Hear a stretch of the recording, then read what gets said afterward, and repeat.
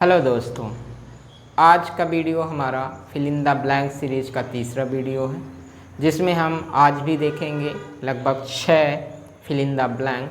चलिए आज की वीडियो की शुरुआत करते हैं। दोस्तों, आज की वीडियो का हमारा जो पहला फिल इन द ब्लैंक है, इस फिल इन द ब्लैंक में आर्टिकल पूछा गया है, आपको बताना है ही was reading blank times of India when I entered the room. अब हमारे पास आर्टिकल है ए एन द। यहाँ पे देखिए, हम देखते हैं नाउन को। यहाँ पे जो नाउन दिया गया है ये एक न्यूज़ पेपर का नाम है, और जब भी कभी न्यूज़ पेपर का नाम आता है तो वहाँ पर हम आर्टिकल द का इस्तेमाल करते हैं, इसलिए इसमें आएगा द, यानी कि he was reading the times of India when I entered the room. दूसरा, how blank time do you take to reach your school, और इसमें हमें भरना है डिटर्मिनर मच मैनी एनी। पूछ रहा है how time do you take to reach your school. चूँकि सबसे पहले हमें डिटर्मिनर भरते समय हमें सेंटेंस का ख्याल रखना चाहिए, तो ये प्रश्नवाचक देख के हमें पता चलता है कि ये इंट्रोगेटिव सेंटेंस है, और इंट्रोगेटिव सेंटेंस में मच मैनी एनी तीनों आ सकते हैं। अब रही बात भी कि इसमें कौन सा आएगा, तो हमें देखना होता है जो ब्लैंक दिया हुआ होता है, अगर उसके पहले हाउ लिखा हो तो या तो मच का इस्तेमाल किया जाएगा या तो मैनी का इस्तेमाल किया जाएगा, दो में से एक।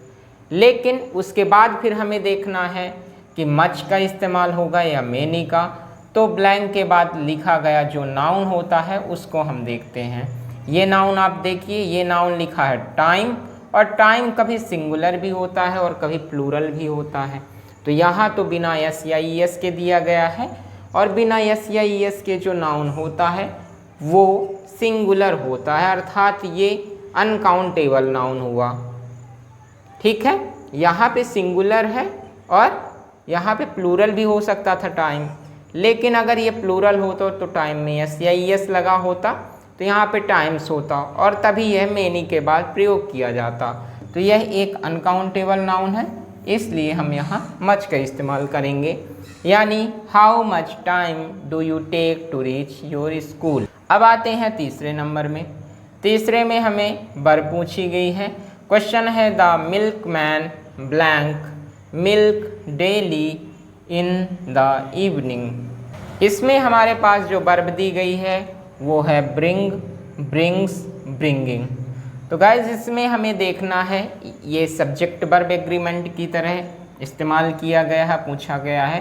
तो यहाँ पे देखिए द मिल्कमैन, मिल्कमैन यहाँ पे सिंगुलर है, और चूंकि ये डेली और इवनिंग शब्द आ रहे हैं जिससे हमें पता चलता है कि ये प्रेजेंट इंडेफिनिट टेंस है, इसलिए प्रेजेंट इंडेफिनिट टेंस में सिंगुलर सब्जेक्ट के साथ सिंगुलर वर्ब अर्थात यस या यस वाली वर्ब का इस्तेमाल किया जाएगा।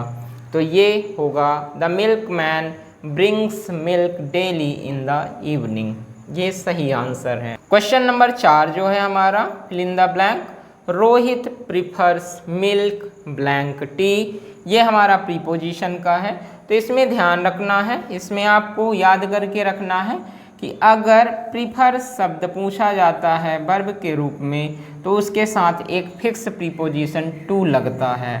इसमें आपको याद रखना है, ये फिक्स प्रीपोजिशन का क्वेश्चन है। अगर प्रीफर शब्द पूछा जाता है तो उसके बाद टू का प्रयोग किया जाएगा। तो रोही प्रीफर्स मिल्क टू टी। अगला क्वेश्चन है हमारा question number 5, do you know has happened question mark. चूँकि इसमें पूछा गया है, अब यहाँ से आप देखिए हमारे पास ऑप्शन है दैट है, व्हाट है, वाई है। इसमें जो डू यू नो, क्या तुम जानते हो, व्हाट हैज़ हैपेंड, ऐसा आपने डायरेक्टली कहीं कथन सुना होगा।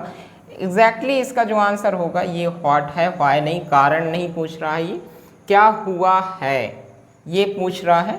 तो do you know what has happened. अब आगे चलते हैं क्वेश्चन नंबर 6 में। क्वेश्चन नंबर 6 में हमारा क्वेश्चन है this is the man name is written on the board. यहाँ पे आप ये समझ सकते हैं कि प्रोनाउन पूछा है, या ये भी समझ सकते हैं कि इसमें कंजंक्शन पूछा है। अगर हमें देखा जाए दिस इज़ द नेम, फिर आप देखिए ब्लैंक दिया हुआ है, उसके बाद नेम दिया हुआ है। नेम एक नाउन हुआ, और जब नाउन आता है तो ऐसा कोई प्रोनाउन आना चाहिए, यानी कि पॉजेसिव प्रोनाउन जैसा। तो एक होता है हुज, हुज के बाद हमारा क्या आता है, नाउन जरूर आता है। तो ये this is the man whose name is written on the board. और इस प्रकार से हमारे 6 क्वेश्चन सॉल्व होते हैं। आई होप आपको बेटर समझ में आया होगा। तो गाइज इस प्रकार से आज हमने आज की वीडियो में 6 फिल इन द ब्लैंक किए हैं। मिलते हैं अगले वीडियो में, तब तक के लिए बाय बाय, नमस्कार।